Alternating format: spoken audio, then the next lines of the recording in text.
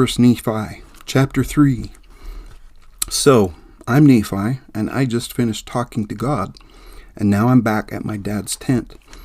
My dad tells me he had a dream where God said, me and my brothers gotta go back to Jerusalem, because this dude, Laban, has our family tree on some metal plates. Laban's got the Jews' records, too, all engraved on brass plates. God wants us to get these plates from Laban's house and bring them back to the wilderness. But my brothers are complaining, saying, this is too hard. I tell them, it's God's command, not mine. So, I gotta go be a good boy, and God will bless me for not whining like my brothers. I tell my dad I'm gonna do what God said, 'cause I know God won't ask me to do something impossible. My dad is happy and proud of me for saying that. So, me and my brothers head to Jerusalem with our tents. When we get there, we got to figure out who's going to go talk to Laban. We draw straws, and Laban gets the short one. He goes to Laban's house and talks to him. Laban asks Laban for the plates that have our family tree on them. But Laban gets mad and kicks Laban out, saying he's a robber and he'll kill him. Laban runs back to us and tells us what happened. We get sad, and my brothers want to go back home. But I tell them we can't go back until we get those plates, 'cause we got to do what God said. We got to be faithful to God and go get the plates. Plus, our dad left us all his money and stuff 'cause he knew Jerusalem was going to be destroyed. The city is going to be destroyed 'cause the people there are so wicked and don't listen to the prophets. If our dad stays there, he'll die too, so he has to leave. We need those plates to keep our language and culture alive for our kids. Plus, they have all the words of the holy prophets since the beginning of time. That's important. I convince my brothers to keep following God's commandments. We head back to our house and gather up all our gold, silver, and other precious stuff. Then we head back to Laban's house. We offer him all our money and stuff in exchange for the plates. But Laban sees all our cool stuff and wants it for himself. So he throws us out and sends his goons after us. We run away and have to leave all our stuff behind. Laban gets it all. We run into the wilderness and hide in a cave. Laban and Lemuel get mad at me and my dad for getting us into this mess. They don't listen to God like I do. So, as they were hitting us with a stick, this angel dude from the Lord showed up and was like, why you hitting your little bro with a stick, huh? Don't you know the Lord picked him to be your boss because you're all so messed up? You gotta go back to Jerusalem and the Lord's gonna hand Laban over to you. And then the angel peaced out after talking to us. But as soon as the angel left, Laban and Lemuel started whining again, like, how are we supposed to beat Laban? He's a total boss who could take out 50 guys no prob. So, what makes you think we can beat him? Chapter 4. So, I was like to my bros, let's go back to Jerusalem and be good and follow God's rules. He's the strongest dude ever, even stronger than Laban and his army. We need to be strong like Moses, who told the Red Sea to split, and our ancestors walked through it. Pharaoh's army followed, but they were drowned. You know it's true. An angel told us so.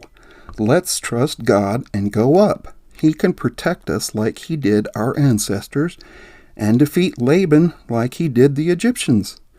Even though I said all this, my brothers were still angry and complaining, but they followed me out of the city. It was nighttime, and I made them hide outside the city walls. Then I, Nephi, snuck into Laban's house. I didn't know what I was supposed to do, but I felt like the Holy Spirit was guiding me. As I got close to the house, I saw a drunk guy passed out on the ground. It was Laban. I saw his sword and pulled it out of the sheath. It was so fancy, with a gold hilt and a really sharp blade. The Spirit told me to kill Laban, but I didn't want to, because I've never killed anyone before. I was scared. The Spirit said, God has given you Laban. He tried to kill you and your family, and he won't follow God's rules. Plus, he stole all your stuff. So the Spirit told me again to kill him. The Lord punishes bad people to make good things happen. It's better for one guy to die than a whole nation to be bad and die out. When I heard this, I remembered what God told me before about how my family will be blessed if we obey his rules. But I knew my family wouldn't be able to follow God's rules like they're supposed to without the law of Moses. And I knew that the law was written on brass plates. God gave me Laban so I could get the plates like he wanted. So I did what the Spirit said and grabbed Laban by his hair and cut off his head with his own sword. After that, I put on Laban's clothes and armor. After I did what I needed to do, I went to the treasury of Laban. On my way there, I saw the servant of Laban, who had the keys to the treasury. I pretended to be Laban and ordered him to come with me to the treasury. The servant thought I was his boss, Laban, because of the clothes and sword I had on me. He talked to me about the elders of the Jews, thinking that Laban had been out with them the night before. I talked to him as if I was Laban. I told him that I needed to take the engravings on the brass plates to my older brothers, who were outside the city walls. I told him to follow me. The servant thought I was talking about my brothers in the church, and that I was really Laban, so he followed me. As I went to my brothers outside the walls, the servant kept talking to me about the elders of the Jews. When Laman, Lemuel, and Sam saw me, they were scared and ran away because they thought I was Laban and that he had killed me and now was after them. I called out to them, and they stopped running away. When the servant saw my brothers, he started to tremble and wanted to run back to Jerusalem. I, Nephi, who was big and strong, because of the Lord, grabbed the servant and held on to him so he couldn't run away. I talked to him and promised him that we wouldn't hurt him if he listened to us. I even made an oath to him that he didn't need to be afraid and that he could be free like us if he came with us into the wilderness. I told him that the Lord had commanded us to do this, so we needed to obey. If he came with us to my father in the wilderness, he would be safe with us. The servant, whose name was Zoram, was encouraged by what I said. He promised to come with us into the wilderness and even made an oath to stay with us from then on. We wanted Zoram to stay with us so that the Jews wouldn't find out about our escape into the wilderness and try to hunt us down. Once Zoram made an oath to us, we weren't afraid of him anymore.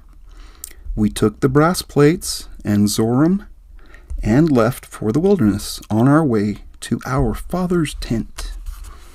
Chapter 5. We went to see our dad in the wilderness, and he was happy to see us. Our mom, Sariah, was also super relieved because she thought we were dead. Our mom was worried sick about us and was blaming our dad for taking us away from our home and into the wilderness where we could die. Our mom kept complaining to our dad like this. Dad told Mom that he knew he was a visionary guy and that he had to leave Jerusalem to see some divine stuff. If he hadn't done that, he wouldn't have known how good God is, and he would have died with his bros. But he's happy now because he found a new land, and he knows that God will help us escape from Laban's grip and return to our family in the wilderness.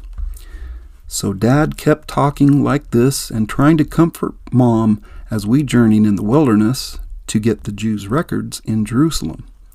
When we got back to our tent, our parents were overjoyed to see us, and Mom felt better.